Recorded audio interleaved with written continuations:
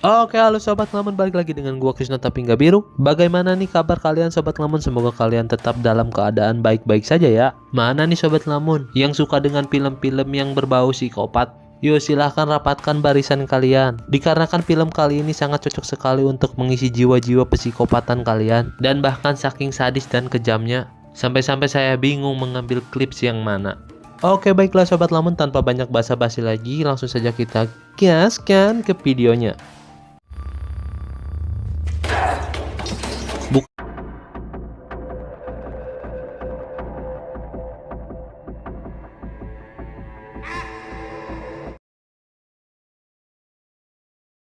Film dibuka dengan dua orang bodon yang baru saja pulang dari sebuah pesta Halloween di Amerika bagian selatan. Dikarenakan perut yang kukurubukan, mereka berdua pun memutuskan untuk mampir di sebuah kedai makan. Dan kedua bodon tersebut bernama Tara dan Dawn. This guy wants me to meet him at his apartment right now. Namun tiba-tiba ada orang aneh yang masuk dengan pakaian badutnya dan mulai memperhatikan mereka berdua. Dikarenakan pada saat itu akan malam Halloween, tidak menaruh rasa curiga apapun kepada orang tersebut. Dan bahkan Dawn pun menganggap kostum orang tersebut pun sangat unik. Sampai-sampai ia pun mengajak selfie orang misterius tersebut. Lalu kemudian si badut pun menghampiri sebuah mesin permen, yang dimana ia berhasil mendapatkan sebuah cincin. Lalu setelah itu secara tiba-tiba ia pun mulai memakaikan cincin tersebut kepada Tara. Okay, not for nothing, but that's the nicest thing a guy has done for you. Dan tak lama dari kepergian si badut, hidangan mereka berdua pun datang. Namun secara tiba-tiba yang terjadi, Get over here! All night with you fuck! entah apa yang sudah diperbuat oleh si badut sampai-sampai ia diusir oleh pemilik toko. Yang kemudian setelah mengisi perut, mereka berdua pun memutuskan untuk pulang.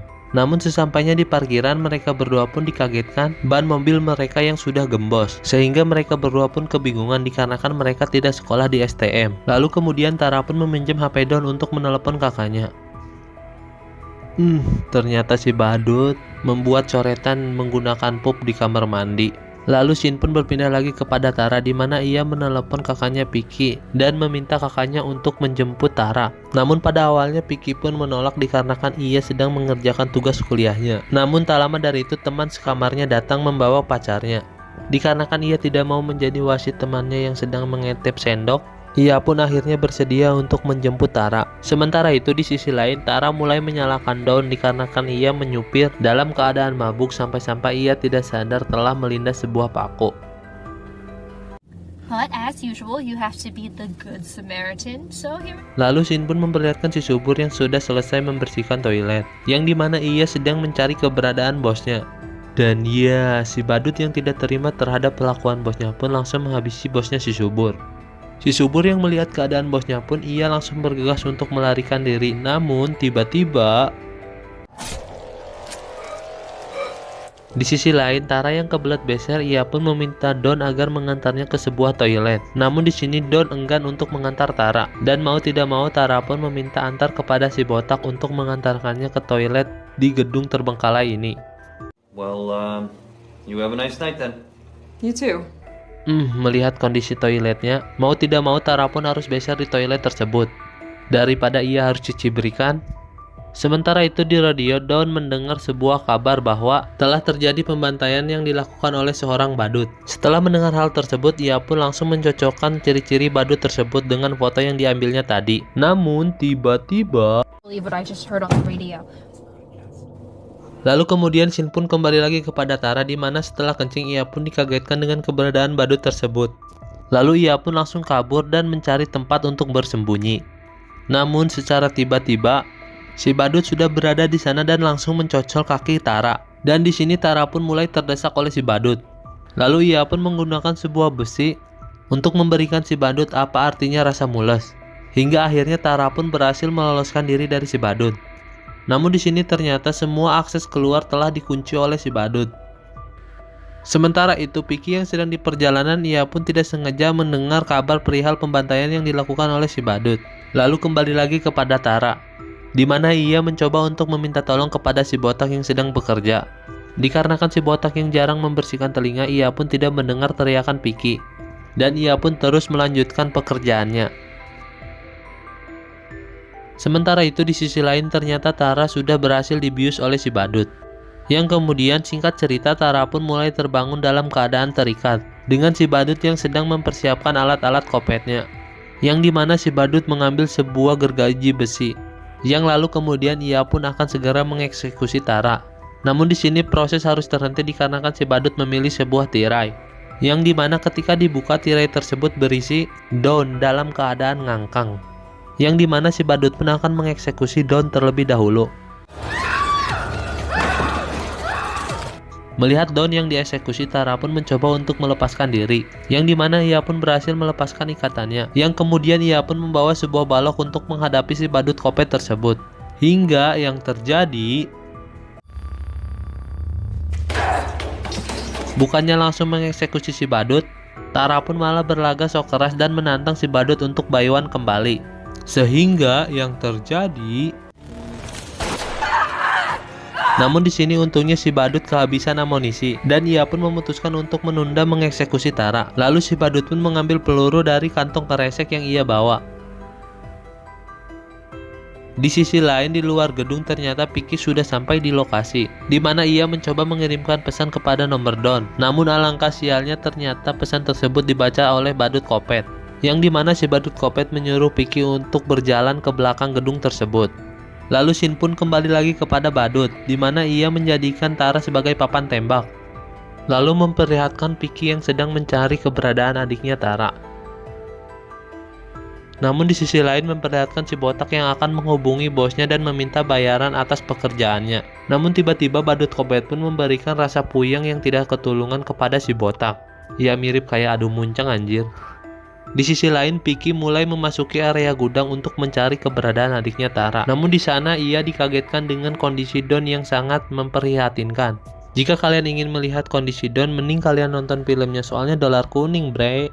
Melihat keadaan Don pun, Vicky langsung bergegas untuk pergi dari tempat tersebut. Namun ketika ingin pergi dari arah basement, ia pun mendengar suara Tara. Lalu Vicky pun memutuskan untuk mengeceknya terlebih dahulu. Dan terlihat seseorang yang sedang merintih kesakitan. Namun tiba-tiba,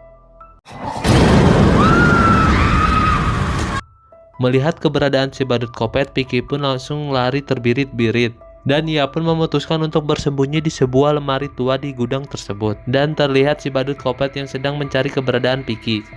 Sementara itu di sisi lain bos dari si botak pun mulai mencari keberadaan si botak. Bukannya menemukan si botak, ia malah melihat sebuah jejak kaki darah di tempat tersebut. Dan ya, si badut kopet pun telah berada tepat di belakangnya. Vicky yang melihat kondisi nampak aman, ia pun memutuskan untuk keluar dari lemari tersebut. Yang kemudian ia pun mulai mencari jalan keluar dari gedung tersebut. Namun di sana ia malah melihat si badut yang sedang bermain sepeda-sepedahan. Namun tiba-tiba si badut pun sudah berada tepat di belakangnya dan langsung membekap Vicky. Dengan menggunakan sebuah patok besi, akhirnya Vicky pun berhasil meloloskan diri kembali dari si badut kopet tersebut. Yang kemudian ia pun langsung mencari jalan keluar dari gedung tersebut. Sementara itu di sisi lain terlihat si botak yang masih hidup, yang dimana ia pun mencoba untuk berdiri. Lalu Vicky pun sampai di sebuah ruangan, dan ia pun di sana melihat kondisi adiknya yang sangat mengenaskan, dan pastinya sudah meninggal dunia.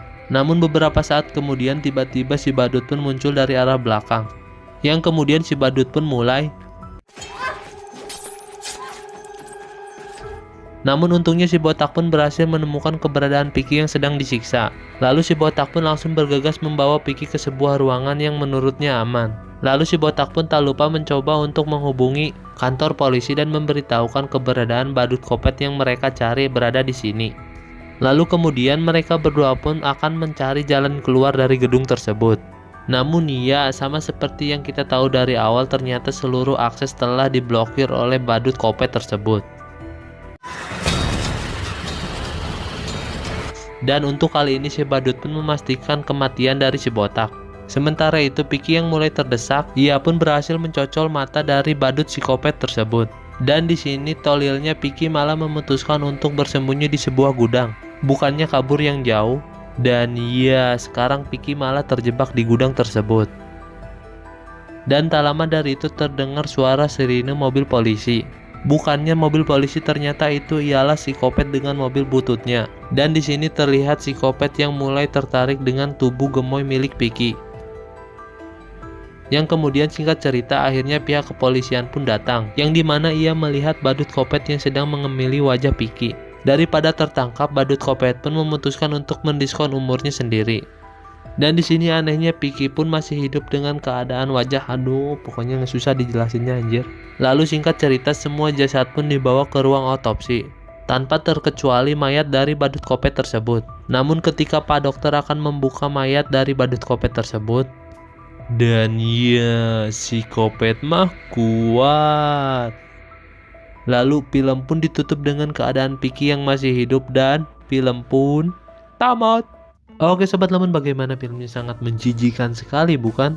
Tapi sumpah ini mah sadis parah anjir. Tapi satu sih yang harus gue ingetin pada kalian semua, jangan pernah kalian menonton film ini sambil makan pokoknya. Dan masih ada 2 film sequel dari film ini yang nantinya saya akan bahas jika bisa tembus 10.000 viewers. Soalnya saya harus menyiapkan mental terlebih dahulu. Pesan yang dapat kita ambil dari film ini ialah tidak ada, karena sadis banget ini film gila.